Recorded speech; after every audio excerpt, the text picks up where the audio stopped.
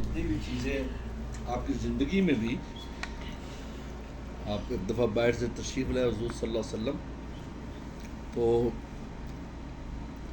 گرد و غبار اڑا کیونکہ وہ گھوڑے بھاگ رہے تھے، اور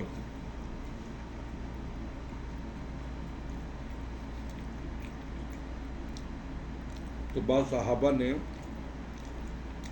اپنے نقاب باندھ دیا کپڑے سے گرد و غبار کی وجہ سے.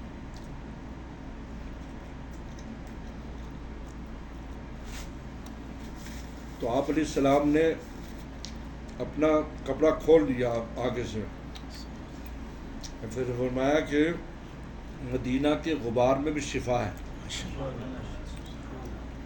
یہاں آندھی وغیرہ کبھی چلتی ہے نا جی، جیسے یہاں بارش میں برکت ہے اور ماء مبارک ہے، اس طرح وہ اس میں بھی لگنا چاہیے غبار. فرمایا اس میں شفا، پوری اس میں شفا ہے. اس لیے کہ حضور صلی اللہ علیہ وسلم کے قدم مبارک دھرتی پہ لگے ہیں، آپ کا وجود مبارک وہاں ہے، اور اب ماشاءاللہ ہمیشہ کے لیے ادھر ہی ہیں. تو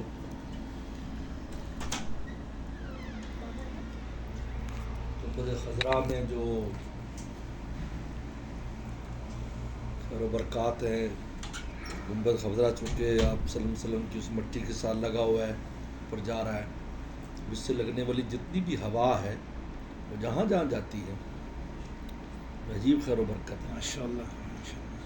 اور پتہ نہیں کہاں کہاں جاتی ہے ہوا، تو اپنے ساتھ پتہ نہیں کہاں کہاں انوارات لے کے جاتی ہے. عجیب ماشاءاللہ. اس لیے ہمارے دادا مرشد تھے شاہ ابرار الحق صاحب رحمۃ اللہ علیہ، تھانوی رحمۃ اللہ کے خلیفہ تھے.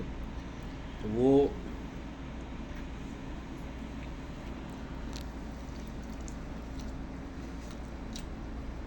ایک بار فرمایا کہ کسی بھی اللہ والے کے ہاں جا کر آپ سو بھی جاؤ نا جی،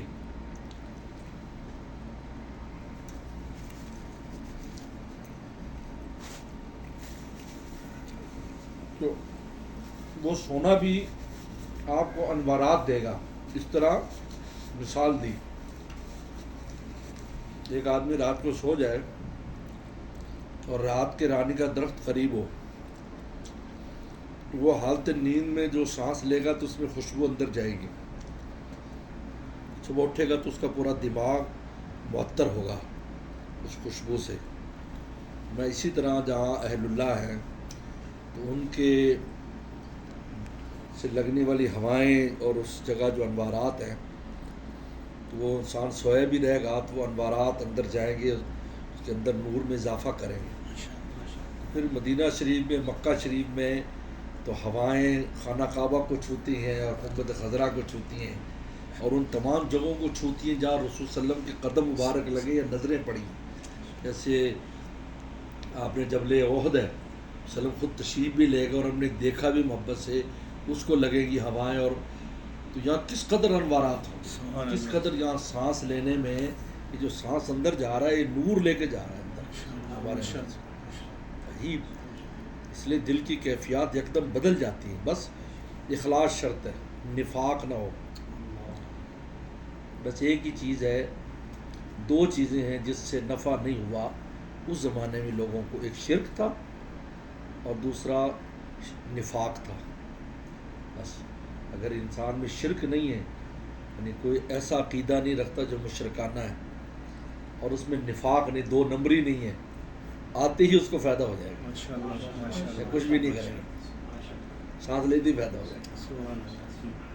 کیونکہ دو ہی چیزیں تھیں جنہوں نے مکہ والے محروم ہوئے شرک کی وجہ سے، مدینہ میں جو لوگ محروم ہوئے تو نفاق کی وجہ سے. یہ دو چیزیں محرومی کا وجہ بنی، ورنہ تیسرا طبقہ محروم نہیں ہوا، وہ کتنا بھی کمزور تھا یا کچھ بھی تھا، لیکن ان کو بہت نفع ہوا، کہیں سے کہیں پہنچ گئے. اس لیے وہ نہیں بھی اگر وہ آگے بڑھنا چاہتے تھے تو ان کو ایسی اللہ تعالیٰ نے پر لگا دیے کہ اڑنے لگ گئے. جیسے امیر معاویہ کے والد صاحب ابو سفیان بخاری میں فرماتے ہیں کہ ادخل اللہ علیہ السلام وانا کارہ، کہا کہ میں اسلام کو پسند نہیں کرتا تھا لیکن پھر بھی مجھ پر اسلام داخل کر دیا. یہ دیکھو خیر کیسی ہوئی, داخل کر دیا اس کے اندر, ان میں اسلام داخل کر دیا. اسی کو خواجہ مظہور سے زبردستی لگا دی بوتل منہ سے ساقی نے, زبردستی لگا دی بوتل منہ سے ساقی نے, میں کہتا ہی رہے ہاں ہاں نہیں ساقی نہیں ساقی. دو چیزیں خطرناک ہیں یاد رکھو, نفاق 2 نمبری نہیں ہونی چاہیے زندگی میں, نکال دو, اور دوسرا شرک نہ ہو, عقیدہ ٹھیک ہونا چاہیے. ہر ایک کو اس کا مقام دے, اللہ کا اپنا مقام ہے, رسول اللہ کا اپنا مقام, کبھی معرومی نہیں ہوتی. خصوص اندیار میں تو اسی وجہ سے اتنا بڑا مجمع لایا جا رہا ہے. اتنے بڑے مجمع لانے کی وجہ یہ ہے کہ اس وقت ہدایت میں عموم پیدا کیا جا رہا ہے, عام ہدایت. 2 چیزیں دیکھیں آپ, 2 چیزوں میں بڑا عموم ہو چکا ہے.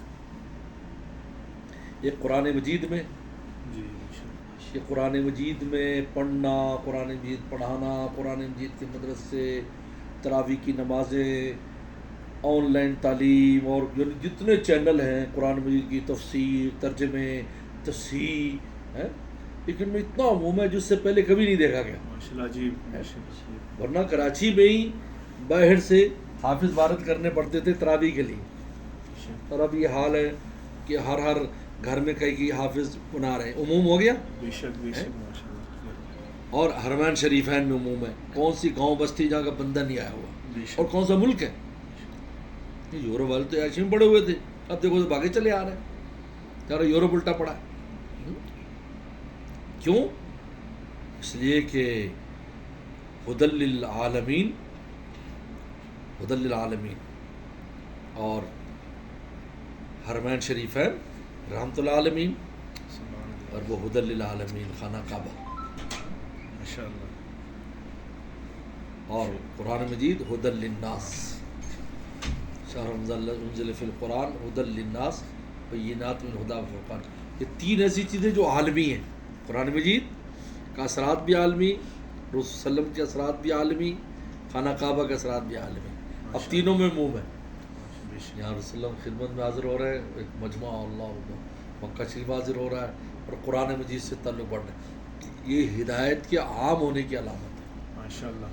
اس لیے کہ جو یہاں سے ہو کر جاتا, ہم نے دیکھا کہ کتنے وہ لوگ جو باش قسم سے ہوتے ہیں, جوان ہی نماز روزے کے بند ہو جاتے ہیں, سوچیں تبدیل ہو جاتی ہیں, اسلام سے محبت کرنے لگتے ہیں. بہت اہم بات ہے. اس لیے بڑا یہ جو مجمع چلا آ رہا ہے, یہ اس کے پیچھے بڑے راز ہیں, کیونکہ آگے جا کر اسلام کے ہی اٹھان ہے. اندر جو کچھ ہونا ہے اسلام نے اٹھنا ہے, اسلام نے اوپر جانا ہے. تو اسلام نے اوپر جانا ہے تو اس کے لیے پہلے سے قلوب میں بیداری پیدا کی جا رہی ہے, کئی رستوں سے. حرمین کے راستے سے ہو رہا ہے, قرآن مجید کے راستے سے ہو رہا ہے. سبحان اللہ.